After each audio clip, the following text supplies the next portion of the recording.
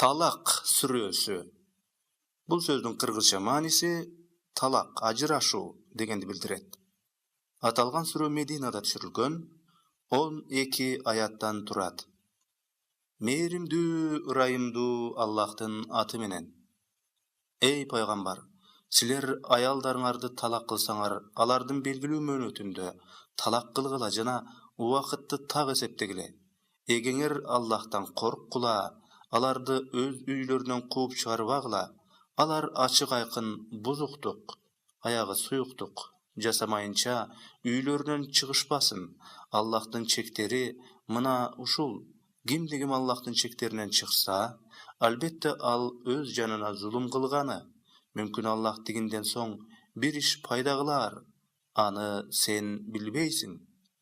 Белгиленген мөөнөтү аяктанган кезде аларды, аялдарды жакшы абалда артка кайтарып алгыла. Жарашкыла деген маани.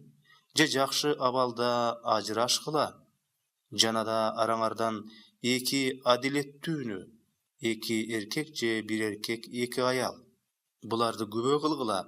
Ал күбөлүк милдетти Аллах үчүн өтөгүлө. Мындан Аллахка жана кыямат күнүнө ишенгендер үлгү алат.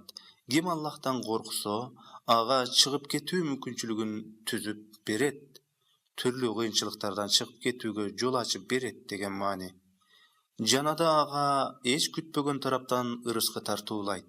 А кимди ким Аллахка тобокел кылса, ал өз ага жетиштүү. Анткени Аллах өз ишин жеткирүүчү. Ал ар бир нерсеге ченем койгон.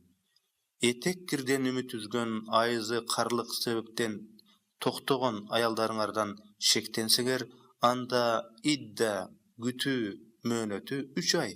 Ал эми этеккир көрөлектердин, жашы жетелектердин мөөнөтү дагы ушундай эле. А кош бойлуу аялдардын мөөнөтү болсо жүктөрүн койгонго чейин, төрөгөнгө чейин. Ким Аллахтан корксо, ал анын иштерин жеңил кылып коет. Аллахтын силерге түшүргөн буйруктары мына ушундай. Кимди ким Аллахтан корксо, ал анын күнөөлөрүн кечет жана сыйлыктарын чоң кылат.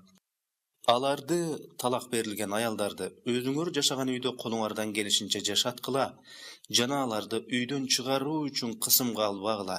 Эгер алардын боюнда бар болсо, алар төрөгөнгө чейин аны камсыздап тургула. Ал эми эгер алар силердин балдарыңарды эмизсе, аларга акысын төлөп бергиле жана алар менен жакшылыкча кеңешип сүйлөшкүлө. А эгер сүйлөшүүдө кыйынчылыктар болсо, анда балдарды башка аял эмизсин. Түшүндүрмө. Ислам шариятында эмчек эмизүүнүн зарыл эрежелери бар. Андыктан тийиштүү маалымат алуу үчүн Мухтасар аттуу фикх китебинин кыргызча котормосундагы эмчек эмизүү бөлүмүн карасаңыз болот. Баядан байлыгына жараша жардам берип турсун. Ал эми кимдин ырыскысы, байлыгы чектелүү болсо, анда ал Аллахтын ага бергенине жараша сарптасын. Аллах өзү белгиленгенден артык бир дагы жанды башка нерсеге буйрубайт. Жакында Аллах кыйынчылыктан соң жеңилдик берет. Канчалаган шаар-кыштактардын тургундары Кудай менен анын пайгамбарынын буйругандарынан жүз үйрүп баш тартышты. Ошол себептен биз аларга эсеп-кысапты катуу жүргүзүп, аларды оор жазага тарттык. Бул дүйнөдө да, акыретте да деген маани. Ошондо алар өздөрүнүн кылып келген бузуку иштеринин натыйжасында оор жазаны татышты жана ал иштеринин жыйынтыгы ойрон болду. Аллах алар үчүн катуу азап даярдап койгон. Ошондуктан Аллахтан коркула, эй акыл ээлери. Албетте Аллах силерге эскертме түшүрдү, Кур'ан түшүрдү.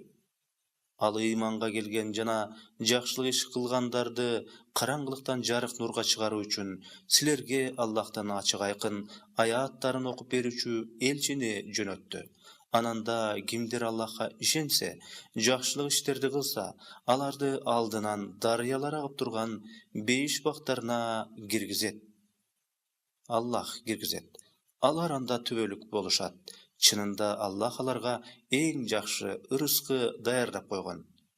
Ал Аллах 7 кабат асманды жана ошондой эле 7 кабат жерди да жаратып койгон.